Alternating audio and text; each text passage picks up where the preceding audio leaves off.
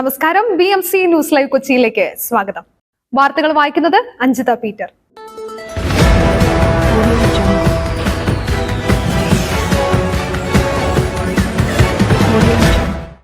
ഈ വാർത്തകൾ നിങ്ങൾക്കായി അവതരിപ്പിക്കുന്നത് Cochin Kalabhavan Angamaly franchise, powered by ഹീ ലൈഫ് Thottakkattukara, Josh Mall Mookkannoor, cleanser, BMC film production and Nazareth villas.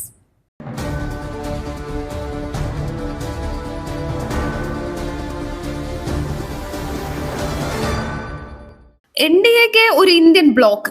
Exit poll പ്രവചനങ്ങൾ തെറ്റി ജനവിധി. രാജ്യത്തെ എല്ലാ മാധ്യമങ്ങളും പ്രവചിച്ച എക്സിറ്റ് പോൾ ഫലങ്ങൾ തെറ്റിച്ച മറ്റൊരു ജനവിധി. 2024 ലോക്സഭാ തെരഞ്ഞെടുപ്പിനെ കാലം ഓർക്കുന്നത് ഇങ്ങനെയാകും. അധികാരം അത്ര അകലെ അല്ലെങ്കിലും ഘടക കക്ഷികളെ കാര്യമായി പരിഗണിക്കാതെ BJPക്ക് പാർലമെന്റിൽ അധികാരം നേടാനാകില്ല.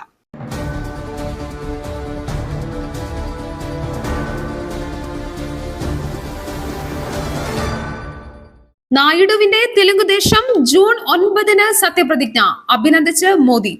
ആന്ധ്രാപ്രദേശ് നിയമസഭാ തെരഞ്ഞെടുപ്പിൽ വൻ വിജയമുറപ്പിച്ച് തെലുങ്കുദേശം പാർട്ടി നേതാവ് ചന്ദ്രബാബു നായിഡു. ജൂൺ 9 അമരാവതിയിൽ അദ്ദേഹം മുഖ്യമന്ത്രിയായി സത്യപ്രതിജ്ഞ ചെയ്തേക്കുമെന്ന് വൃത്തങ്ങൾ അറിയിച്ചു. NDA സഖ്യത്തിന്റെ ഭാഗമായാണ് നായിഡു തിരഞ്ഞെടുപ്പിനെ നേരിട്ടത്.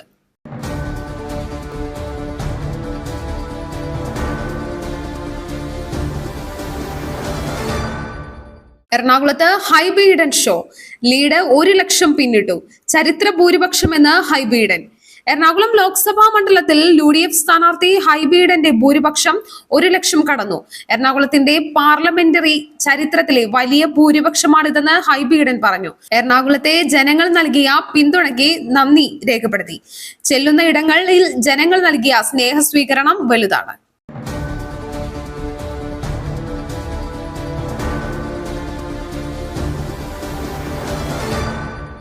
റായ്ബറേലിയിൽ രാഹുൽ ഗാന്ധിക്ക് റെക്കോർഡ് ഭൂരിപക്ഷം. സ്മൃതി ഇറാനിക്ക് അമേഠിയിൽ തിരിച്ചടി.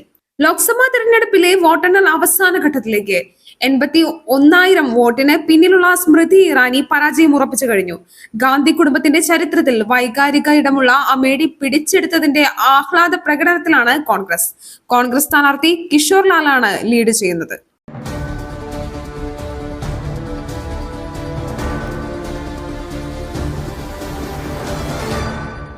പതിനായിരത്തിലധികം ലീഡ് അവസാന റൗണ്ടിൽ ശശി തരൂരിന്റെ കുതിപ്പ്. തലസ്ഥാന മണ്ഡലത്തിൽ അവസാന റൗണ്ടിൽ ശശി തരൂരിന്റെ കുതിപ്പ്. 23,000-ലേറെ വോട്ടിന് മുന്നേറിയ രാജീവ് ചന്ദ്രശേഖറിനെ തീരദേശ വോട്ടിന്റെ കരുത്തിലാണ് തരൂർ പിന്നിലാക്കിയത്. ലീഡ് വർദ്ധിപ്പിച്ച തരൂർ ഇപ്പോൾ 10,000-ലേറെ വോട്ടിന് മുന്നിലാണ്. നിലവിൽ തരൂർ 13,666 വോട്ടിനാണ് മുന്നിട്ട് നിൽക്കുന്നത്. LDF സ്ഥാനാർത്ഥി പന്ന്യ രവീന്ദ്രന് ഒരു ഘട്ടത്തിൽ 2ാം സ്ഥാനത്ത് എത്താൻ കഴിഞ്ഞത് ഒഴിച്ചാൽ ശശി തരൂരും രാജീവ് ചന്ദ്രശേഖരനും തമ്മിലാണ് മത്സരം നടക്കുന്നത്.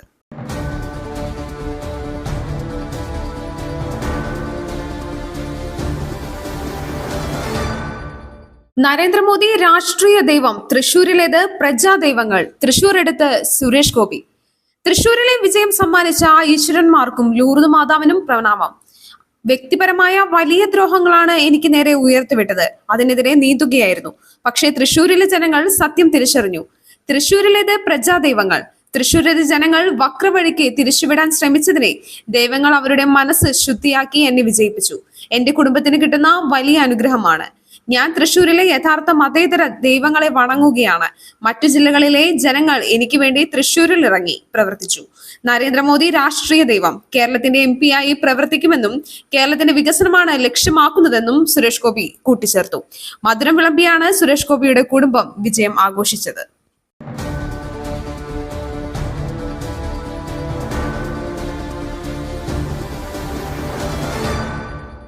മഹാരാഷ്ട്രയിൽ സുഖോയ് യുദ്ധവിമാനം തകർന്നു വീണു. മഹാരാഷ്ട്രയിൽ വ്യോമസേന വിമാനം തകർന്നു വീണു. വ്യോമസേനയുടെ സുഖോയ് Su-30 MKI വിമാനമാണ് തകർന്നു വീണത്. മഹാരാഷ്ട്രയിലെ നാസിക്കിലാണ് സംഭവം. പൈലറ്റുമാർ സുരക്ഷിതരാണെന്ന് അധികൃതർ അറിയിച്ചു.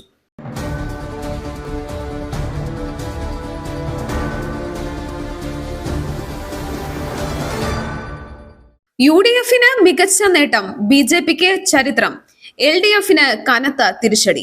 ഫലം ഇങ്ങനെ. ഏറെ കാത്തിരുന്ന ലോക്സഭാ തെരഞ്ഞെടുപ്പിന്റെ ഫലം പുറത്തു വന്നപ്പോൾ അപ്രതീക്ഷിത വിധിയാണ് കേരളത്തിലുണ്ടായത്.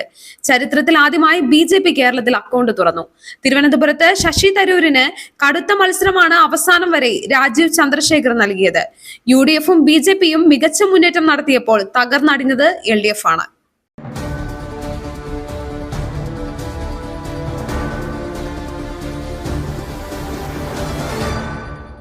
മറ്റൊരു വാർത്തയുമായി കണ്ടുമുട്ടുന്നതുവരെ നന്ദി, നമസ്കാരം.